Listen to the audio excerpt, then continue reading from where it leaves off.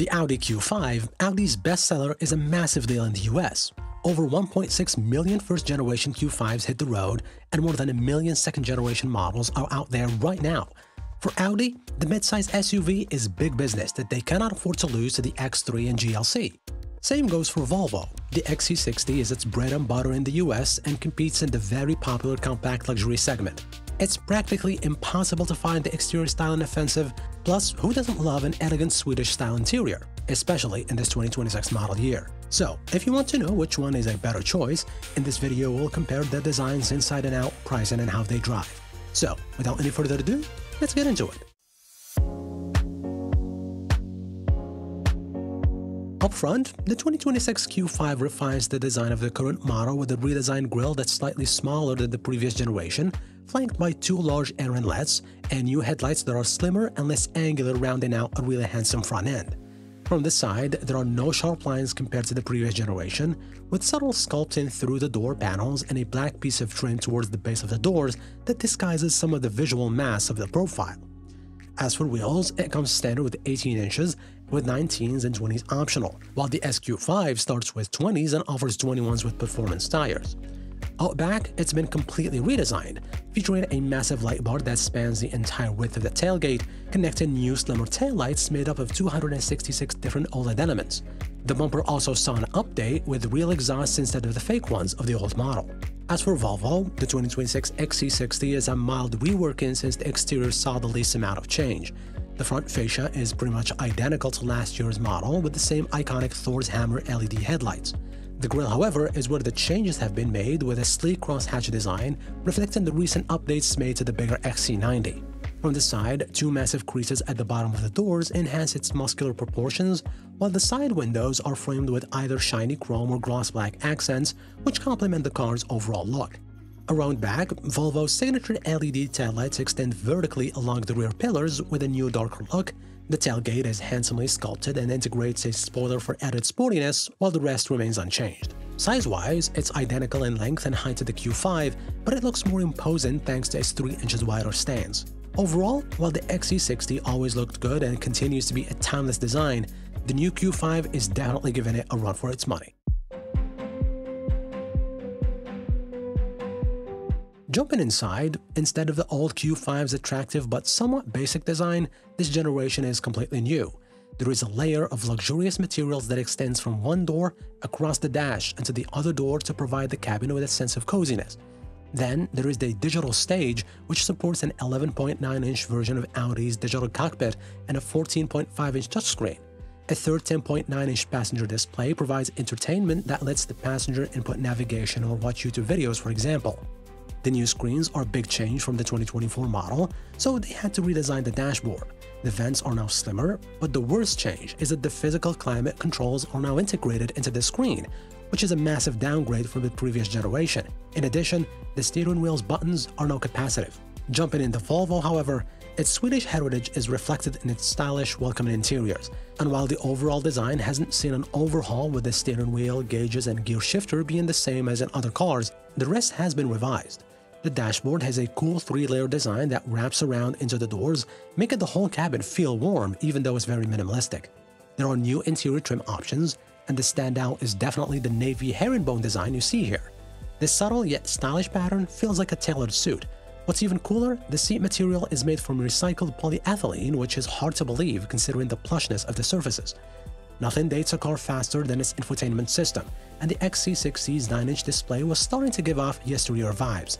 So, Volvo has installed a new 11.2-inch screen. The larger screen doesn't quite fit into the same spot in the dash, so it's mounted as a freestanding unit, but it works just fine. Climate control functions are found along the bottom, similar to those in the Q5. A 12.3-inch gauge cluster is standard, however, and it can display maps from both Apple CarPlay and Android Auto, unlike in the Q5. As for passenger cargo space, the Q5 supported front seats get 41 inches of legroom and 39.5 inches of headroom, putting it in line with most of its competition. In the back, again, you get generous space both in terms of leg and headroom.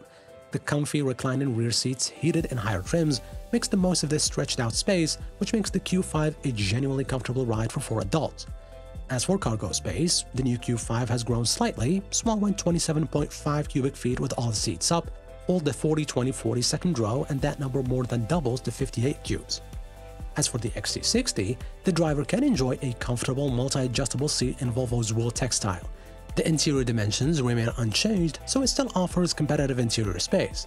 There is plenty of headroom and legroom up front, and the people at the back will enjoy a comfortable ride with 38 inches of rear legroom, the same amount you find in the Q5. Jumping all the way to the back, the XC60 is one of the most spacious compacts out there, swallowing 29.7 cubic feet with all the seats up. Fold the 40-20-40 second row and you get an impressive 63.3 cubes, 5 cubic feet more than the Audi Q5.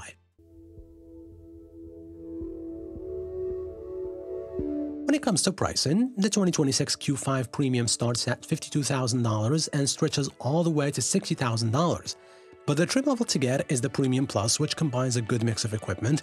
It includes newly redesigned 19-inch alloys, adaptive cruise control, 8-way power driver's seat, Bang & Olufsen sound, and head-up display. The 2026 XC60 is slightly cheaper, starting at just shy of $51,000, with the core trim surprisingly coming standard with a panoramic roof, a $1,450 extra on the Q5. But the one to get is the Plus trim at $55,600, and it includes 19-inch wheels, a 360-degree camera system, front and rear parking sensors, and adaptive cruise control with lane keeping assist.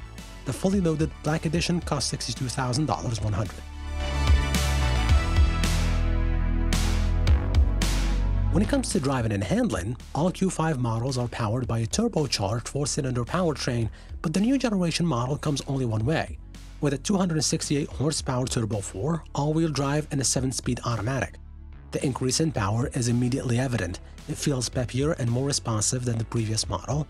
The 7-speed dual-clutch automatic is the only gearbox that you can have in the Q5, and because its primary focus is efficiency, it can be a little sluggish at times. There is a sport mode that favors lower gears, or you can take control yourself with the wheel-mounted paddles. On the road, the Q5 isn't quite as comfortable as Audi's larger siblings. The big wheels, even when paired with the optional air suspension, you will find that the ride is surprisingly firm, with bumps crashing through the cabin a fair bit.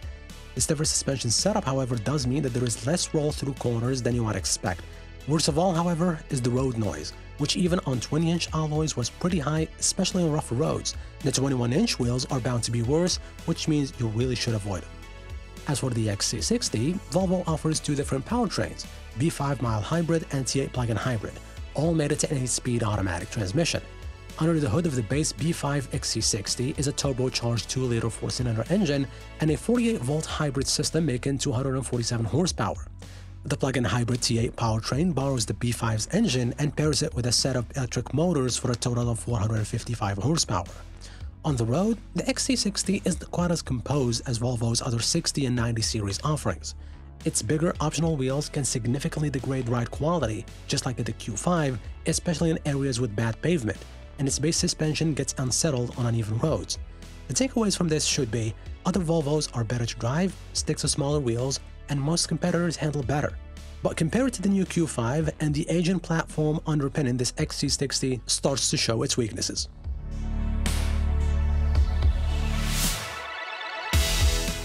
So, which one should you choose? Well, this is a tough one, because I prefer the Q5 on the outside, but absolutely adore the inside of the Volvo XC60, especially considering how it compares to the overall darker feel of the Audi. But when it comes to driving engagement and comfort, it's an easy one for the Audi Q5. So, if you can get past its cabin's drawbacks, then the Q5 is the way to go.